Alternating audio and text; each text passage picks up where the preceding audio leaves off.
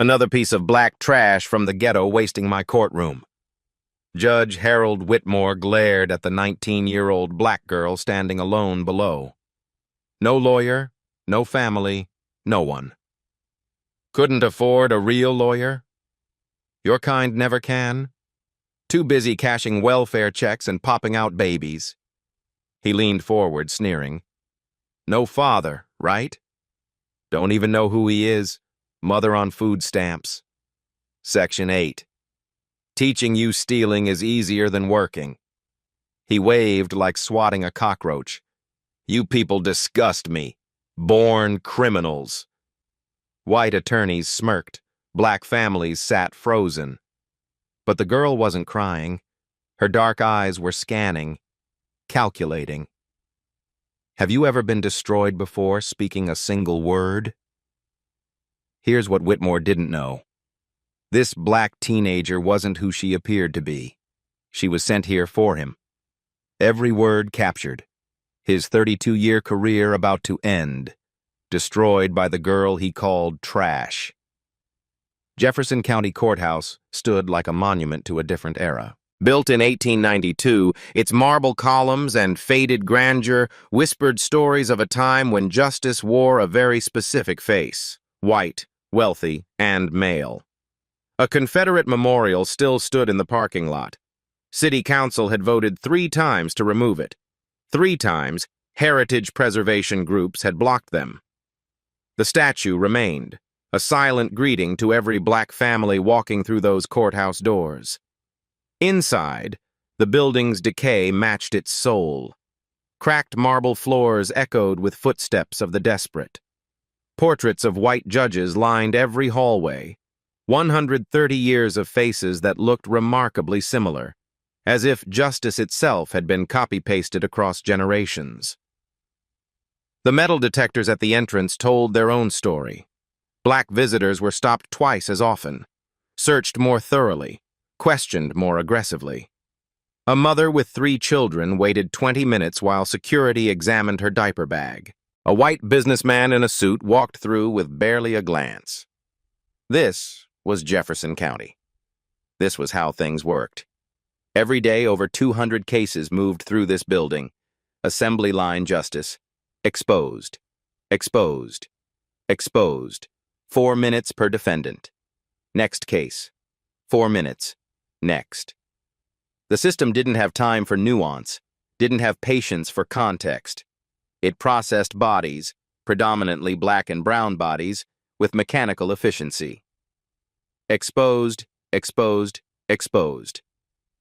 And presiding over courtroom 4, the busiest courtroom in the building, sat Judge Harold Whitmore, 63 years old, silver hair perfectly styled, Rolex watch glinting under fluorescent lights, 32 years on the bench, longer than many of his defendants had been alive. They called him the Hammer, not because he was tough on crime, because he was surgical in his cruelty, and his cruelty had a very specific target. His sentencing record told the story that polite society refused to acknowledge. A black single mother couldn't pay parking tickets, 90 days in jail, her children sent to foster care. A white college student caught with cocaine, probation, a handshake. Boys will be boys. A black teenager shoplifted food for his hungry siblings, 18 months in juvenile detention. A white businessman on his 3rd DUI, a fine and continued driving privileges, pattern after pattern after pattern. 14 formal complaints had been filed against Whitmore in the past decade. Exposed. Exposed. Exposed. Exposed. Exposed. Exposed. Exposed. Exposed. Exposed. Exposed. Exposed. Because Harold Whitmore wasn't just a judge. He was a protected species. He golfed with District Attorney Richard Coleman every Saturday. He attended charity galas with Police Chief Warren Brody. His Christmas parties featured half the county's power structure. Touch Whitmore, and the whole network would mobilize against you. So nobody touched him. Nobody dared. The black girl standing before him today, according to the file he hadn't bothered to read, was named Chloe Brooks. 19 years old, charged with disorderly conduct and resisting arrest, allegedly caused a disturbance at Morrison's grocery store. Too poor for an attorney, representing herself. Whitmore saw 1,000 like her every year. They blurred together in his mind, one endless stream of black faces to be processed and punished. He wouldn't remember her name by lunchtime. What he didn't see, what his arrogance blinded him to, were the details that didn't fit. The folder she carried had colored tabs inside, blue, red, yellow, organized with precision, not the scattered paperwork of a frightened teenager. Her posture was wrong, back straight, shoulders squared. Most defendants curved inward, trying to become invisible. This girl stood like she had every right to be there. And her eyes, those dark eyes that moved methodically across the room, cataloging camera positions, noting the court reporter's location, registering exits. Chloe Brooks wasn't her real name. Her real name was Chloe Kennedy, and she had spent 5 years preparing for this exact moment. In the third row of the gallery, another woman watched silently. Dr. Angela Morrison, mid-50s, dressed conservatively in a navy suit, a small notebook open in her lap, pen occasionally moving. She and Chloe hadn't exchanged a single glance since the proceedings began. To any observer, they were strangers. That was precisely the point. Elsewhere in the courthouse, hurrying through the hallways, was Raymond Foster. 55 years old, distinguished gray temples, 25 years as a civil rights attorney, the man who had mentored Chloe since her family's darkest hour, the man she had trusted like a father, the man who, just 12 hours ago, had left a voicemail warning Judge Whitmore that someone was investigating him. Raymond's warning had gone unheard, Whitmore's phone buried in his country club locker. But the betrayal was real. And Chloe knew everything now. The mentor she loved was friends with the monster who had destroyed her family. Today, standing alone in that courtroom, Chloe Kennedy was going to war.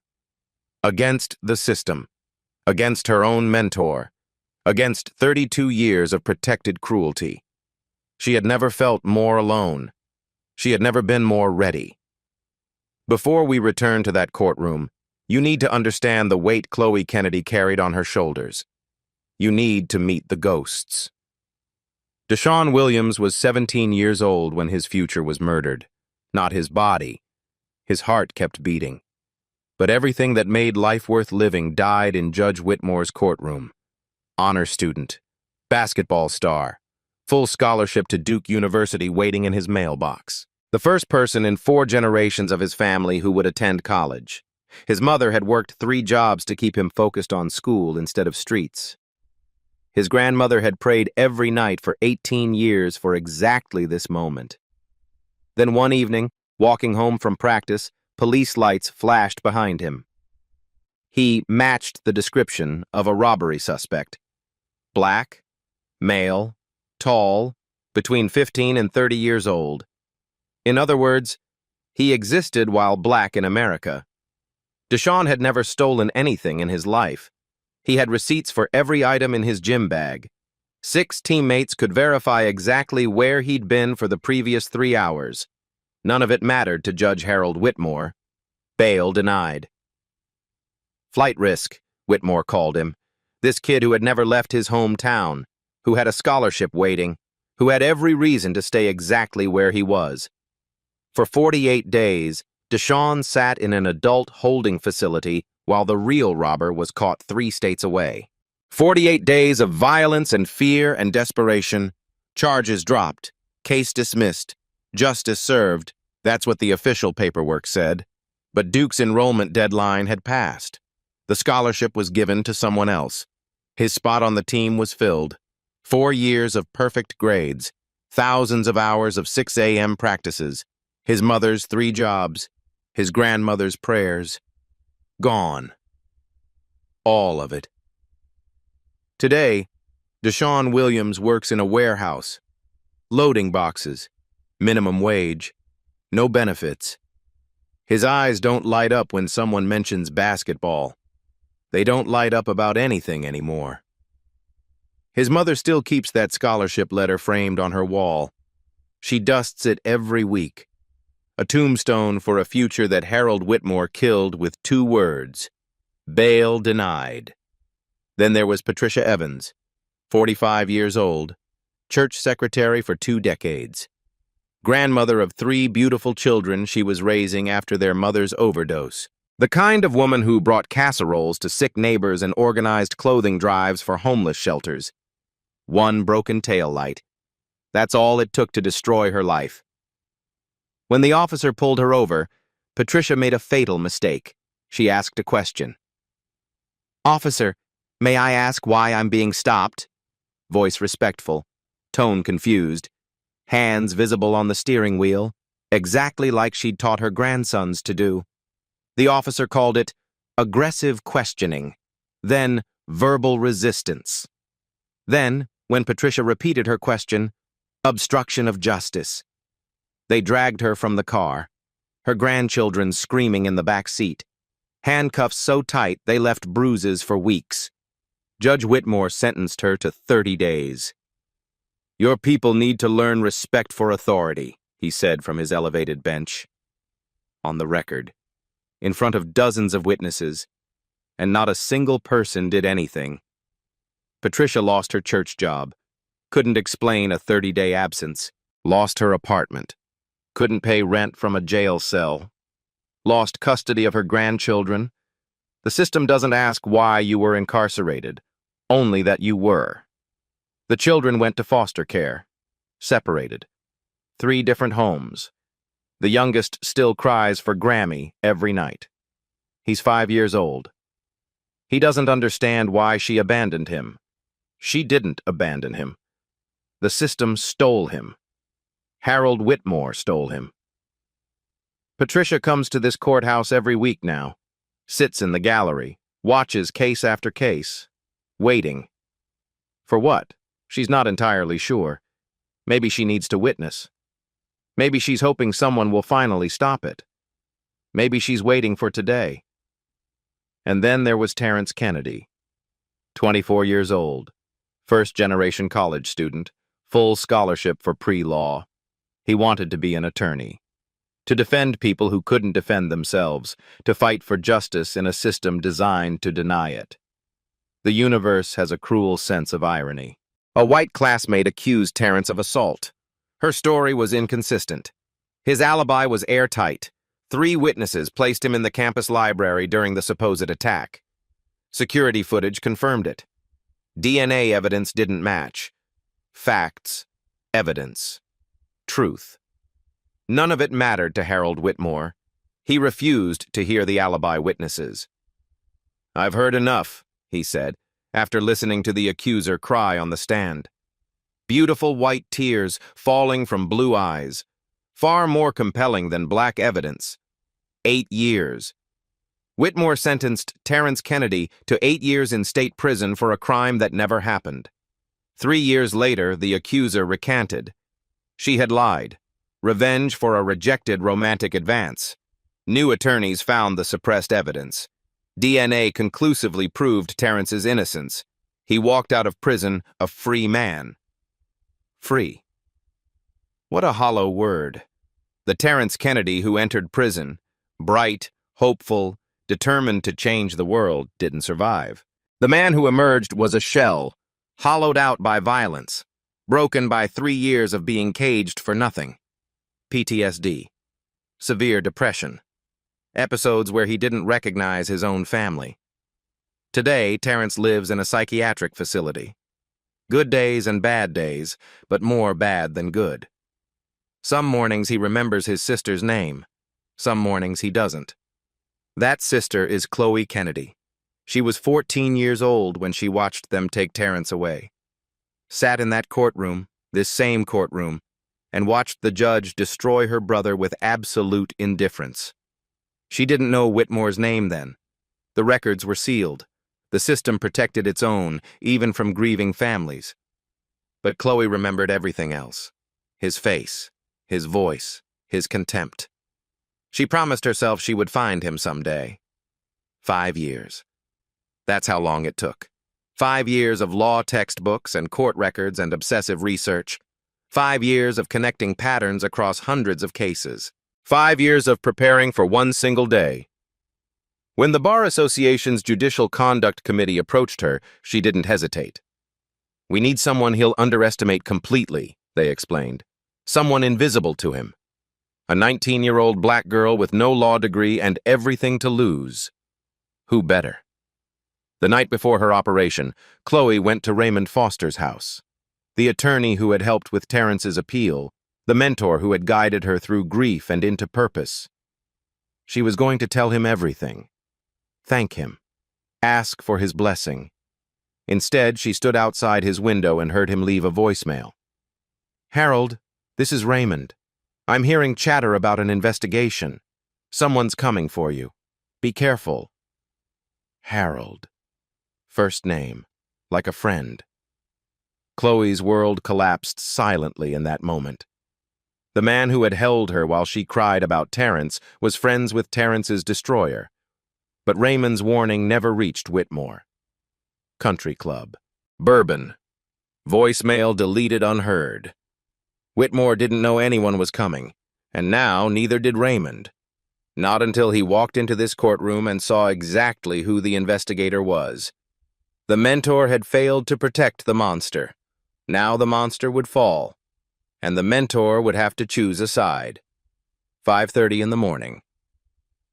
Chloe stood in her cramped apartment bathroom, hands braced against the sink, water dripping from her face. The mirror reflected someone she barely recognized, eyes red from sleeplessness, jaw tight with tension, but something else underneath. Something hard. Something ready. On her small desk in the next room sat everything she would need.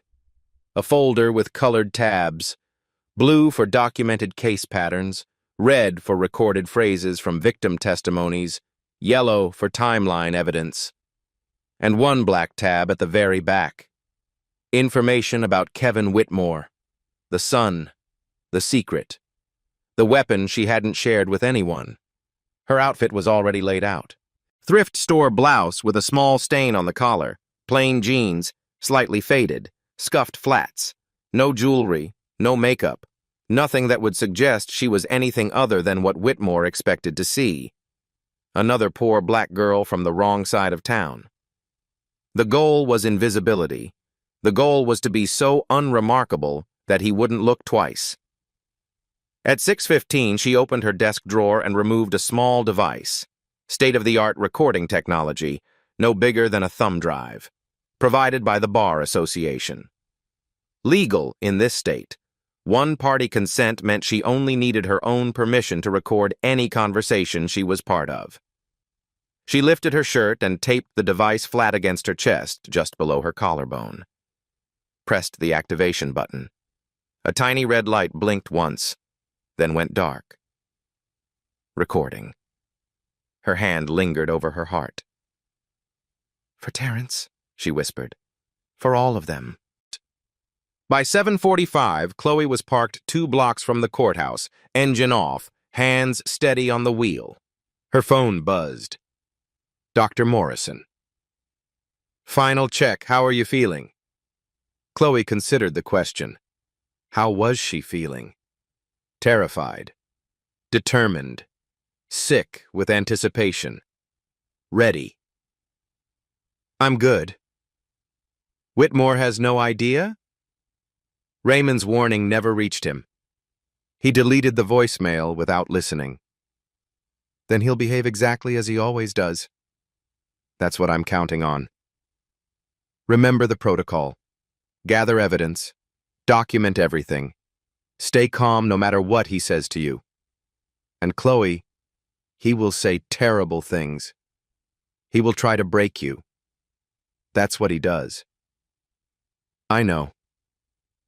When you have enough documented evidence of bias, give me the signal. I'll be in the 3rd row. I'll intervene and we'll make it official. Understood. And Chloe? Dr. Morrison's voice softened. Whatever happens in that courtroom, Remember, you're not alone, even when it feels like you are. We're watching. We're with you. The line went dead. Chloe took a breath, then another, then another. She stepped out of the car and walked toward the courthouse. The security line moved with agonizing slowness. Chloe observed the people around her. Black families clustered together, voices low, children fidgeting with boredom and fear. Mothers in their best church clothes, trying to look respectable for judges who would never see them as respectable no matter what they wore. Fathers standing rigid, jaws tight, already bracing for the worst. These were her people, the ones the system had failed for generations, the ones Harold Whitmore had spent 32 years grinding beneath his heel. Today, she would fight for all of them. Next. The security guard barely glanced at her ID. Exposed. Exposed. Case number? 2024 CF 4812. Courtroom 4. Move along. She moved along. Just another black face in an endless stream. Invisible. Perfect. Inside courtroom 4, the gallery was already filling with the morning's crowd. White attorneys claimed the front rows. Expensive suits, leather briefcases, collegial handshakes. They chatted easily, laughing at private jokes, utterly comfortable in a space designed by and for people like them. The black families sat in the back, cramped together on hard wooden benches, clutching documents and prayers with equal desperation. No one talked much. They knew better. Chloe noted everything as she entered.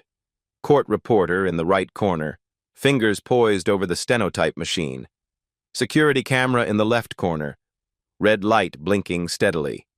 Bailiff by the main door, bored, checking his phone.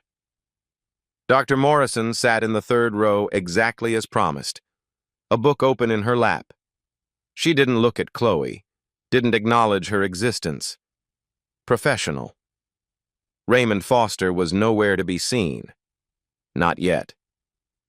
At 8:52, a rumpled figure rushed up to Chloe. Daniel Reeves, public defender. Her court-assigned attorney. His suit was wrinkled. Coffee stained his tie. He flipped through her file with the exhausted efficiency of someone who had done this 10,000 times. Chloe Brooks? He didn't wait for confirmation. Disorderly conduct. Resisting arrest. Did you do it? No, sir, I didn't do anything wrong. He sighed, not dismissively, wearily. The sigh of a man who had heard that exact sentence from hundreds of innocent people who were convicted anyway. Here's how this works. Best case scenario, I plead it down to a fine and probation. Worst case, Whitmore decides to make an example of you and you spend 6 months in county. My advice? Say as little as humanly possible. Yes, Your Honor. No, Your Honor. Don't explain. Don't argue. Don't give him any reason to notice you. What if I want to present a defense? Evidence that proves, then you'll make him angry. Reeves looked at her, really looked, for the first time. Listen to me carefully. I've watched Harold Whitmore destroy people who talked back. Smart people. Innocent people. He doesn't care about evidence. He doesn't care about rights. He cares about control. If you challenge that control, he will hurt you. Understand? Chloe held his gaze. I understand. Good. Just keep your head down and maybe we both get through this morning without catastrophe. He was already moving toward his next client before she could respond. Another case. Another 4 minutes. Another life to be processed. Chloe took her seat at the defendant's table. Alone. At exactly 9 o'clock, the bailiff's voice cut through the murmur. All rise. Court is now in session. The Honorable Judge Harold Whitmore presiding. The chamber doors swung open. Harold Whitmore entered like a king returning to his throne. Silver hair immaculate, suit crisp and expensive. The confident stride of a man who had never faced a single consequence for his cruelty. He didn't scan the gallery. Didn't acknowledge anyone's presence. Didn't even glance at the stack of case files waiting on his bench. Why would he? This was just another day. Another 100 defendants to crush. Another 100 lives that meant nothing to him. He settled into his elevated chair, literally looking down on everyone in the room, and waved an impatient hand. "Let's move through these quickly. I have lunch plans at noon." Chloe watched him. This man who had stolen Terrence's future, who had broken Patricia Evans, who had murdered Deshaun Williams's dreams. He looked so ordinary, so human. But monsters always did. Her hand brushed against her chest. The recorder hummed silently against her skin. Soon, she thought. Soon you'll see exactly what underestimating me costs. The morning crawled past in a parade of small cruelties, case after case, life after life. Chloe watched from the defendant's table, cataloging everything. A young black man charged with petty theft. First offense. Stole baby formula for his infant daughter. Whitmore barely let him finish his first sentence. Spare me the sob story. Exposed, exposed, exposed. The man's mother collapsed, sobbing in the gallery. His baby daughter would spend the next 6 months without her father. Next case. White college student. Same charge. Shoplifting. Stole a designer wallet worth 10 times more than the baby formula. Whitmore smiled. First offense? We all make mistakes. Community service, 30 days. And son? He leaned forward, almost fatherly. Stay out of trouble. You have a bright future ahead. The student's parents beamed. His attorney clapped his shoulder. Everyone smiled. No one noticed the pattern. Or rather, everyone noticed, but no one dared speak it. Chloe's hand moved to her chest. Still recording. Every word, every contrast, every proof. More cases flowed by. A black grandmother who had unknowingly written a bad check, 90 days. A white businessman caught embezzling thousands, probation and restitution. A black teenager in the wrong place at the wrong time, 12 months.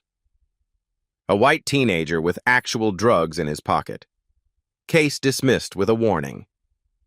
The evidence was mounting. The pattern was undeniable. But she needed more. She needed Whitmore to say it explicitly, not just demonstrate his bias through sentencing, but speak it out loud, on the record, in words that couldn't be explained away. Finally, the bailiff called, Case 2924 CF 4812, State versus Chloe Brooks. Chloe stood, smoothed her simple blouse, touched her chest once, the recorder humming steadily. She walked to the defendant's table and stood alone. Judge Harold Whitmore looked up from his papers with visible annoyance. His eyes swept over her. Young, black, female, poor, alone. No visible support, no expensive attorney, no power. She saw the exact moment he dismissed her as irrelevant. His shoulders relaxed. His sneer deepened. Egom, he had already rendered his verdict. Disorderly conduct. Resisting arrest. He recited the charges without interest. Let me guess. You didn't do it? Not guilty, Your Honor. He snorted. Of course not. They never did it. That's the one thing your people have in common. Always innocent. Always the victim. Always someone else's fault. There it was. Your people. Chloe had seen that phrase in 46 different complaint files spanning a decade. Victim after victim describing the same words. And for 10 years, it had been dismissed as hearsay. Unverifiable. His word against theirs. Now she had it. His voice. His courtroom. His own words on tape. But one phrase wasn't enough. She needed more. She needed him to fully expose himself, to say things so explicit, so undeniable, that no political connection could save him. The morning's observations had taught her something crucial. Whitmore didn't just despise black defendants. He despised defiance. He became enraged when anyone challenged his authority, when anyone dared to look him in the eye instead of cowering. His ego was his weakness. If she pushed back, not with anger, but with calm, articulate resistance, he would lose control. He would say things he couldn't unsay. He would destroy himself. She just had to be willing to take the abuse. For Terrence, for Patricia, for Deshawn, for the baby whose father was just sentenced for stealing formula. Chloe straightened her spine, met his contemptuous gaze, and spoke in a clear, steady voice. Your Honor, I have evidence that contradicts the police report. 3 witness statements from independent store customers who observed the incident. I'd like to present them for the court's consideration. Whitmore's eyebrows rose. Most defendants begged. Most defendants cried. Most defendants accepted their fate quietly. This black girl was asking to present evidence, like she had rights, like she mattered. His eyes narrowed. Good. Evidence? Whitmore repeated the word like it was an obscenity. You want to present evidence? In my courtroom? Yes, Your Honor. As is my constitutional right. Your constitutional right. He laughed, a harsh, ugly sound. Listen to this, everyone. A girl from the ghetto lecturing me about constitutional rights. Tell me, Miss Brooks, did you learn about the Constitution between drug deals, or was it during one of your mother's many visits from different fathers? Laughter from the front rows, white attorneys enjoying the show. Chloe kept her voice level. I've prepared documentation that demonstrates the charges against me lack proper foundation. Section 14 to 288.4 of the State Criminal Code requires proof of intent to cause... Stop. Whitmore held up his hand. Did you just quote a statute at me? I'm presenting my defense, Your Honor. You're wasting my time. His face reddened. You walk into my courtroom in your thrift store clothes with your food stamp education, and you think you can lecture me on the law? I'm not lecturing, Your Honor. I've been on this bench for 32 years. 32 years. I was interpreting law before your mother started collecting welfare, before your grandmother started collecting welfare. How dare you? How dare you stand there and pretend you understand anything about this system? The witness statements clearly show... Witness statements? He grabbed the papers she'd submitted and held them up with theatrical contempt. These witness statements? Let me guess. Friends of yours? Cousins? Baby daddies? Other criminals willing to lie for one of their own? They were independent customers in the store, Your Honor. Complete strangers who will say anything to help another black defendant beat the system. He tore the pages in half, let them flutter to the floor. There. That's what I think of your evidence. Gasps rippled through the gallery. Even some of the white attorneys looked uncomfortable. Whitmore didn't notice. He was lost in his righteousness now. 32 years of unchallenged power had convinced him he could say anything, do anything, and face no consequences.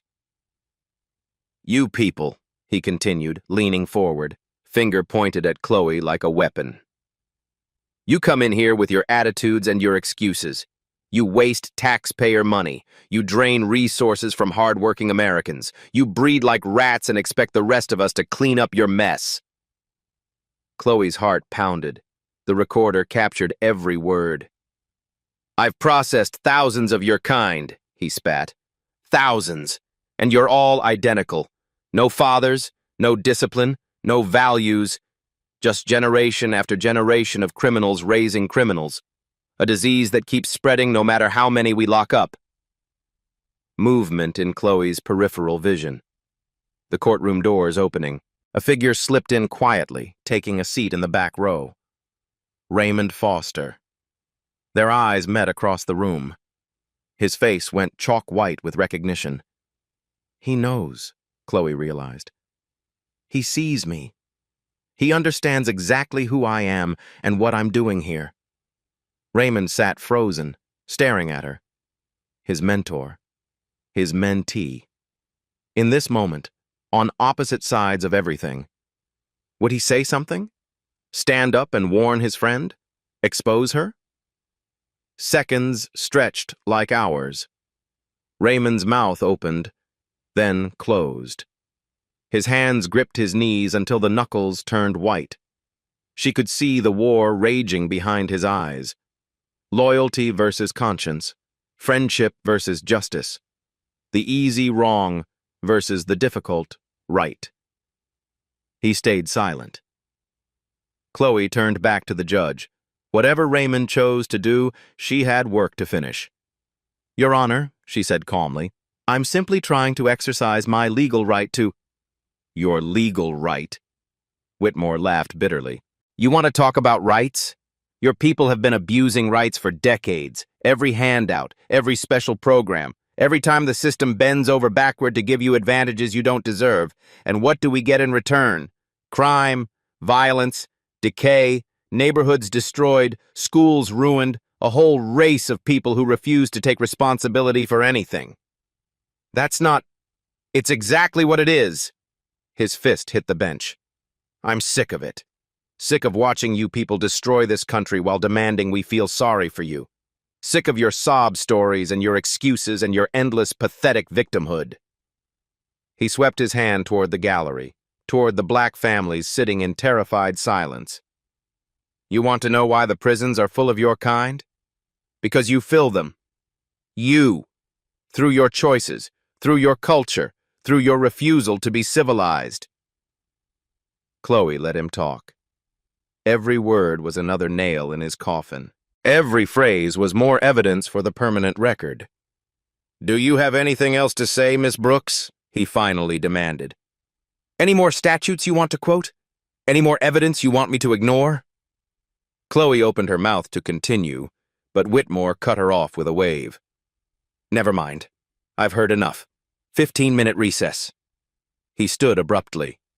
"When we return, you will plead guilty and stop wasting this court's time, or I will demonstrate what real consequences look like for people who disrespect my courtroom." He disappeared into his chambers. The door slammed behind him. Chloe exhaled slowly. Her hands were trembling, but her mind was clear. She had everything she needed. Enough recorded evidence to end his career. But across the courtroom, Raymond Foster was rising from his seat, walking toward her, his face a mask of conflicted emotion. Their confrontation was coming, and Chloe wasn't sure she was ready for it. Raymond caught up with her in the hallway. His hand grabbed her elbow, urgent. "What are you doing?" His voice was a harsh whisper. "Chloe, what the hell are you doing here?" She turned to face him fully. This man who had comforted her at her brother's sentencing, who had encouraged her to transform grief into purpose, who had promised to always stand beside her. This man who was friends with the monster who destroyed her family. "I think you already know, Uncle Raymond." His face crumbled. "You're the investigator, the one I tried to warn Harold about. It's you. And you're the one who tried to protect him." Her voice was ice. "Last night when you left that voicemail, 'Harold, someone's coming for you, be careful,' like you were protecting a friend. How do you know about... I was outside your window. I heard every word." She stepped closer. "Harold? You called him Harold, first name, like a buddy, like someone you care about." Raymond's mouth worked soundlessly. Guilt, shame, fear, all fighting for dominance on his face. "Chloe, listen to me. It's complicated. Harold and I go back 30 years. We were in law school together. But that doesn't mean... Doesn't mean what?" Her voice cracked despite her determination to stay composed. "That you've been protecting him? That you knew exactly what kind of man he was while you sat with me, year after year, listening to me cry about what the system did to Terrence? I didn't know Harold was Terrence's judge, I swear. The records were sealed. By the time I discovered... But you stayed friends with him." The accusation hung in the air. "After. Even after you found out.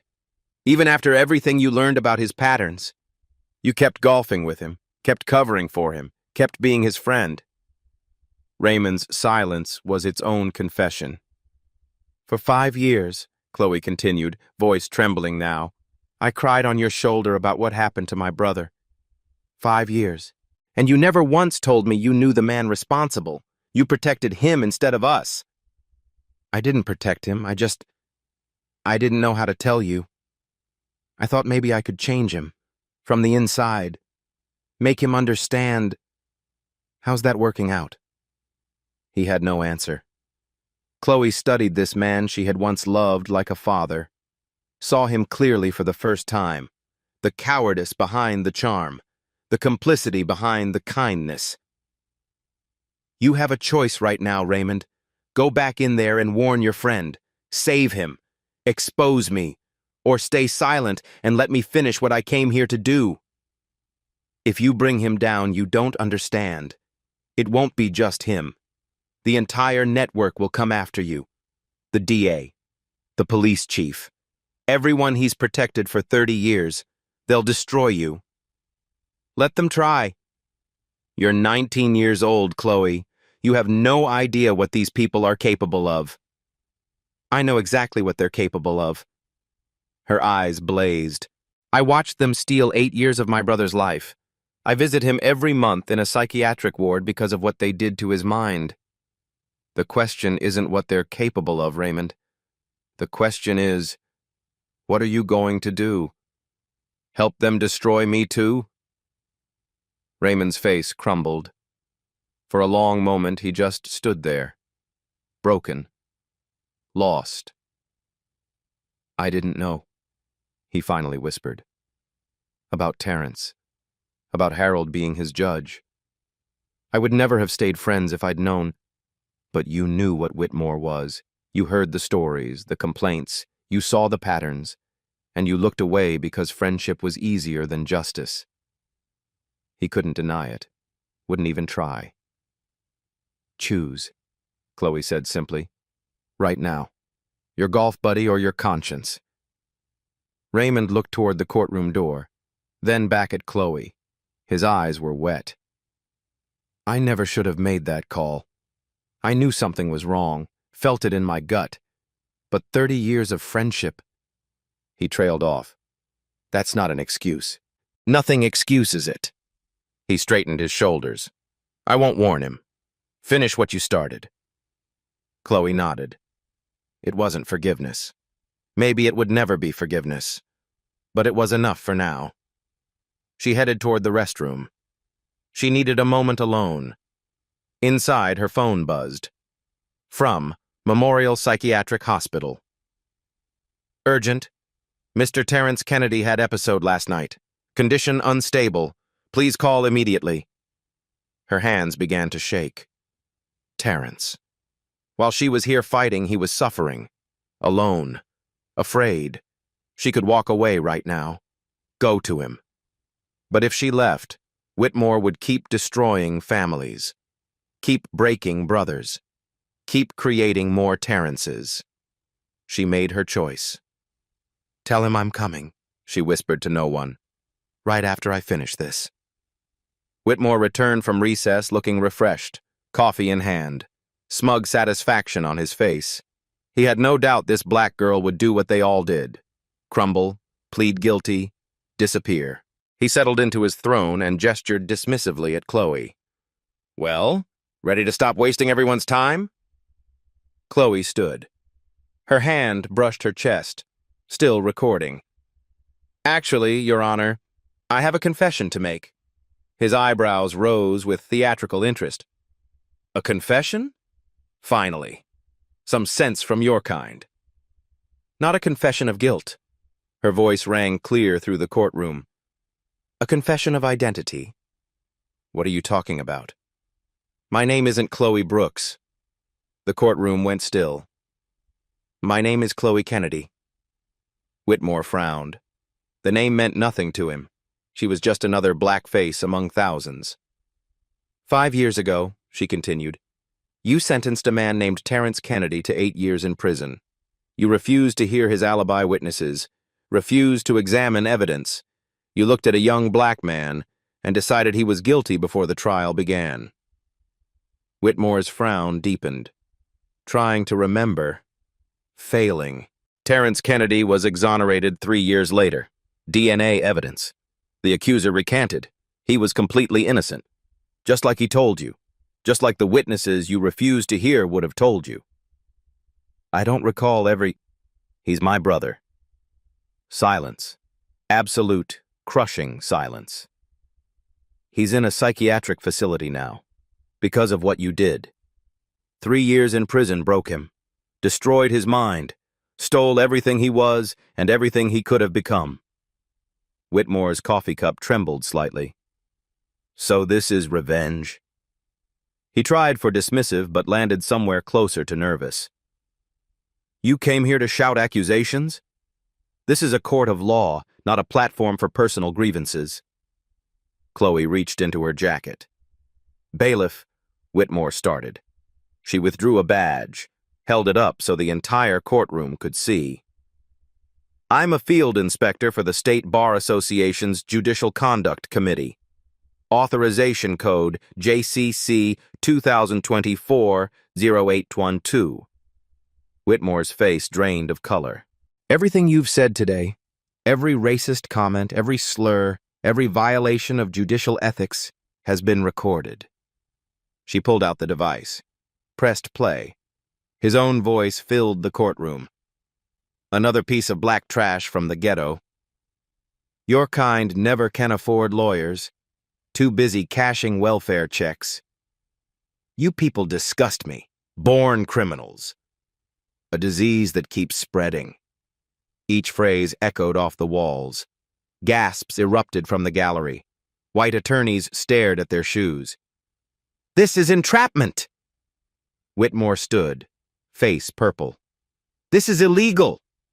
One-party consent state, Your Honor. Every word captured legally. Your words, your voice, your racism, finally on record. You have a personal vendetta. My personal connection doesn't change what you said.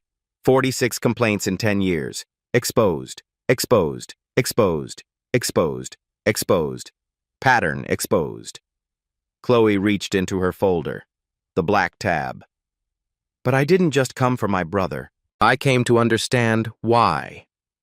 Why you've spent 32 years destroying black lives. She pulled out a yellowed newspaper clipping. 1987. Your son, Kevin Whitmore, 19 years old, drunk driving accident. Whitmore went rigid. 2 people died that night. Loretta Williams, 34, and her daughter Destiny, 6 years old. Chloe paused. Both black. Gasps, whispers, shock. Kevin's case was heard by your college roommate, Judge Robert Crawford. 2 years suspended sentence. Not a single day behind bars. Whitmore gripped the bench, knuckles white. That's when it started, wasn't it? Your son killed a black mother and her baby. And instead of facing justice, he was protected. By you. By your friends. By the system. Chloe's voice softened, but didn't waver. Every black defendant since then. They weren't individuals to you. They were Loretta and Destiny. Over and over. Punished for your son's crime. For your guilt. For 32 years. Whitmore's face crumbled. Tears ran down his cheeks. From the gallery, Dr. Angela Morrison stood. Judge Whitmore, I'm Dr. Angela Morrison, Senior Investigator for the State Bar Association. Ms. Kennedy is a certified field inspector operating under committee authority. These proceedings have been fully documented by multiple observers. She approached the bench. You are hereby suspended effective immediately, pending formal misconduct hearings. Court officers moved toward Whitmore. He looked at Chloe one final time. Broken. Exposed. You destroyed me, he whispered. Chloe shook her head. No. You destroyed yourself 32 years ago. I just turned on the lights." The courtroom erupted into chaos. Court officers escorted Whitmore from the bench. He shuffled past Chloe, legs barely holding him upright. 32 years of armor, stripped away in minutes. Their eyes met as he passed. "You took everything from me," he rasped. "No, Your Honor. I just made sure someone was finally watching." The door closed behind him. The gavel sat abandoned on the bench, a silent monument to power that would never be wielded again. And then came the wave. Black families who had spent years suffering in terrified silence rose from their seats. Patricia Evans pushed through the crowd, tears streaming down her weathered face. She grabbed Chloe's hands, held them tight. 30 years, Patricia said, voice breaking. 30 years ago, he sent my son to prison for nothing. My boy died in there. Died. And nobody believed me when I said the judge was cruel. Nobody listened. She squeezed harder. But you listened. You believed. You fought for all of us. More victims gathered around. Deshaun Williams's mother, clutching that framed scholarship letter she still carried everywhere. Marcus Thompson's sister, who had visited her innocent brother in prison for 3 years before his exoneration. Families Chloe had never met, but who had suffered under the same gavel. They surrounded her, touched her shoulders, wept openly. "Thank you," they whispered. "Thank you. Thank you." Chloe had promised herself she wouldn't cry. She had built walls around her heart to survive this day, to stay strong, to finish the mission. The walls crumbled completely. She sobbed, deep, wrenching sobs that came from somewhere primal.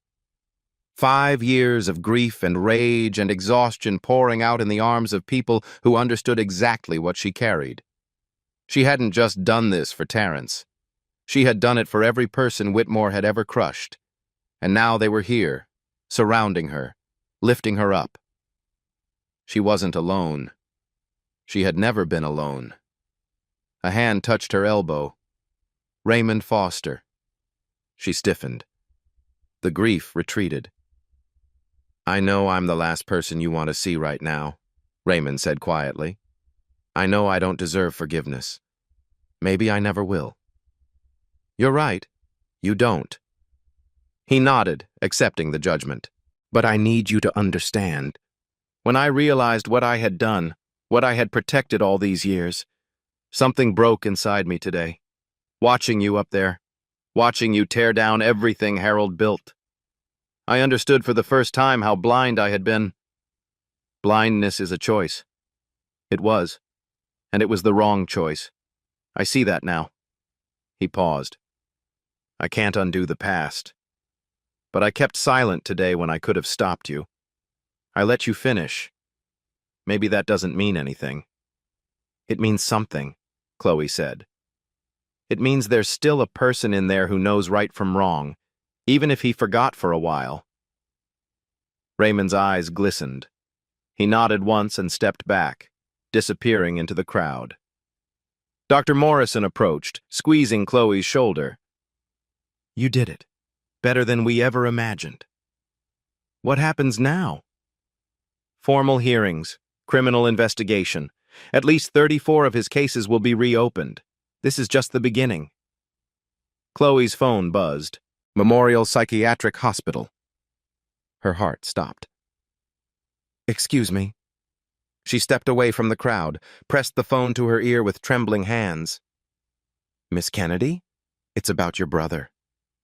Is he okay? What happened?" Actually, he's better." The nurse's voice was warm. "He saw the news. Your story went viral. Someone in the common room had the TV on. He watched the whole thing." Chloe held her breath. "He's asking to speak with you. It's the first time in 2 years he's initiated contact with anyone outside staff." Tears spilled down Chloe's cheeks. "Put him on, please." A pause, shuffling sounds. Then, "Chloe?" Her brother's voice, clear, present. alive. "Terrence, I'm here. I saw you, on TV, standing in front of that judge, not backing down. I did it for you. I did it." "No." His voice was soft but firm. "You did it for everyone like me, for people who don't have someone fighting for them." He paused. "I'm proud of you, little sister. For the first time in years, I feel something again. Like maybe things can actually get better." Chloe pressed her hand over her mouth to keep from breaking completely. "I love you, Terrence. I love you too. Now go finish what you started. I'm okay. I think I can finally start being okay." 6 months later. The headlines told the story. Judge Harold Whitmore, removed from bench, faces criminal civil rights charges. 34 cases reopened for wrongful conviction review. Deshaun Williams receives full basketball scholarship to Howard University. State legislature passes landmark judicial accountability reform. Chloe Kennedy graduated at the top of her class. 3 civil rights organizations offered her positions before she even received her diploma.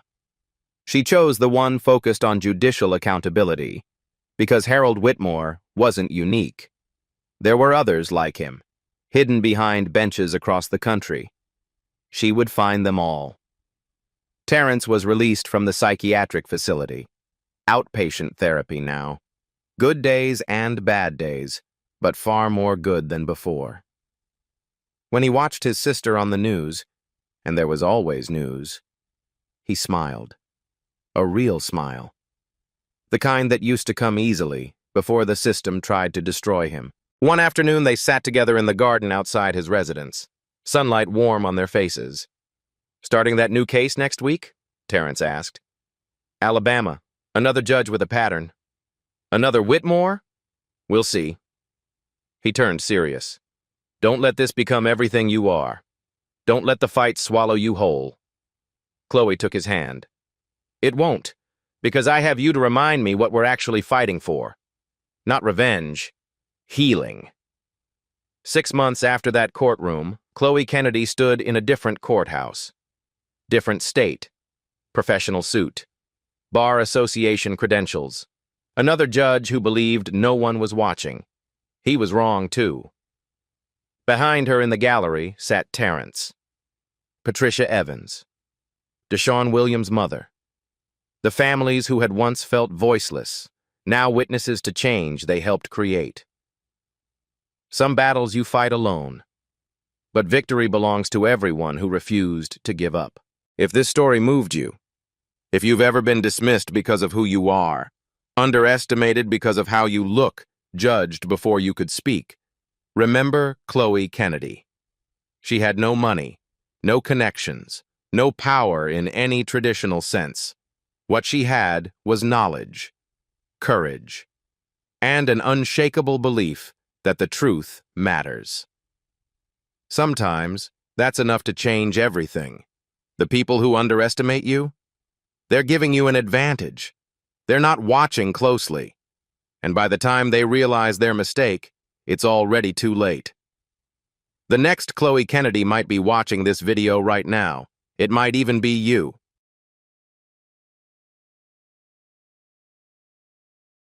What happened today isn't just a story. It's a reminder. Silence protects systems, but courage rewrites them. At Beat Stories, we don't just watch change, we document it. Subscribe for more real stories that challenge power and amplify truth.